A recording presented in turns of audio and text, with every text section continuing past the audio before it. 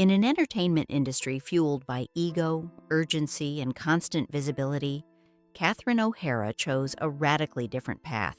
While many performers chase the spotlight with relentless ambition, she learned early that success did not have to mean constant exposure.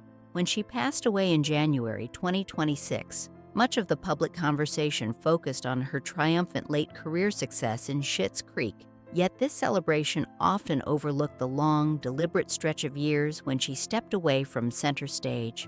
This absence was not caused by rejection, decline, or fear of aging in a youth-obsessed system. It was a conscious refusal to sacrifice what mattered most to her. O'Hara understood something rare in Hollywood, that a career could pause without losing its soul. Her story is not about disappearance, but about choosing depth over noise, balance over applause, and life over legacy. Standing at the peak and choosing another way. By the early 1990s, Catherine O'Hara stood at the height of her fame. Beetlejuice had cemented her as a cult favorite, and Home Alone made her one of the most recognizable actresses in the world. Hollywood expected her to capitalize on this momentum, to accept every leading role, and to stay visible at all costs. At that time, women were subtly warned that opportunities would vanish if they slowed down. But O'Hara did the unthinkable. She paused. Instead of chasing the next blockbuster, she looked inward and asked what kind of life she wanted beyond the screen. This decision confused agents and disappointed studios, but it reflected a clarity few achieve. She understood that fame could expand endlessly, but time with loved ones could not be replaced once lost. Family first, always. In 1992, O'Hara married production designer Bo Welch, and together they built a life grounded in privacy and intention. When their sons, Matthew and Luke, were born, her priorities became unmistakably clear. She made a firm, unwritten rule that shaped the next 2 decades of her career. She would not take roles that required long separations from her family.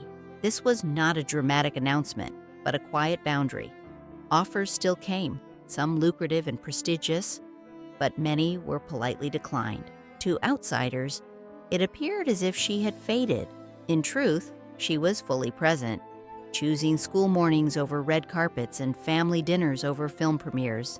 In an industry that rewards constant availability, her devotion to being a present mother became her most radical act, creativity without the spotlight. Stepping back from on-screen roles did not mean Catherine O'Hara stopped creating. Instead, she adapted.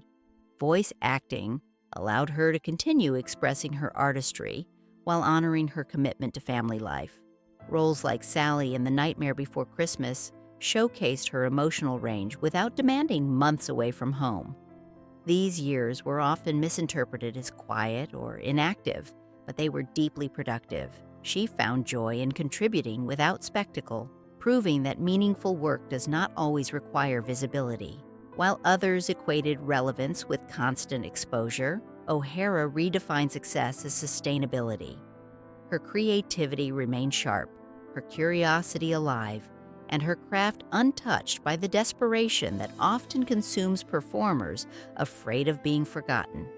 A love story, built on silence and support. Behind this life choice stood Bo Welch, a partner who understood her instincts and never pushed her toward the spotlight.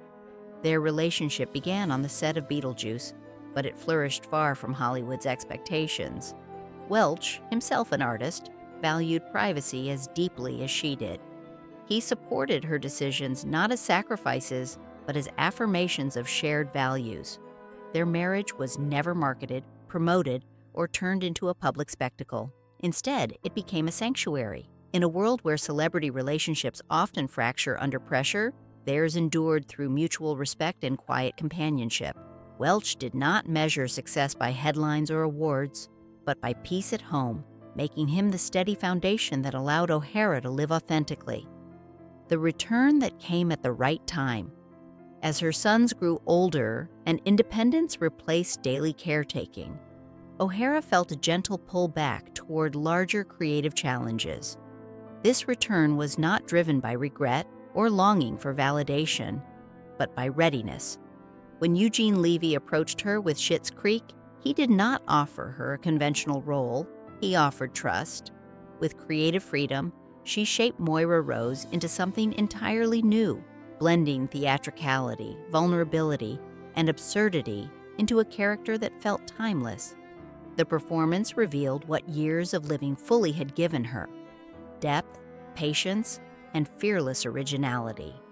Her return was not a comeback story built on nostalgia, but a reminder that talent matures when allowed to breathe. Success without compromise. The acclaim that followed Schitt's Creek validated everything Catherine O'Hara had chosen years earlier. Awards and praise arrived, but they felt like bonuses rather than goals. She had not waited in bitterness or fear during her quieter years. She had lived. Her work resonated precisely because it was informed by real experience, not relentless pursuit. She proved that stepping away does not diminish greatness. Sometimes it preserves it. In a culture that glorifies constant ambition, her career became evidence that fulfillment cannot be rushed. She returned to the spotlight with grace, not desperation, and was celebrated not only for her talent, but for her integrity, a legacy measured in presence. When Catherine O'Hara passed away, she was surrounded by the family she had always protected. This final image answered decades of speculation about her so-called absence. Those years were never empty. They were full of love, attention, and intention. While others chased permanence through fame, she built something far more enduring: connection.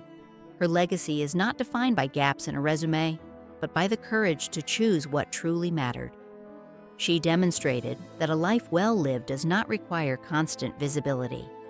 In choosing presence over applause, Catherine O'Hara showed the world that success is not just about what you achieve, but about what you are willing to protect.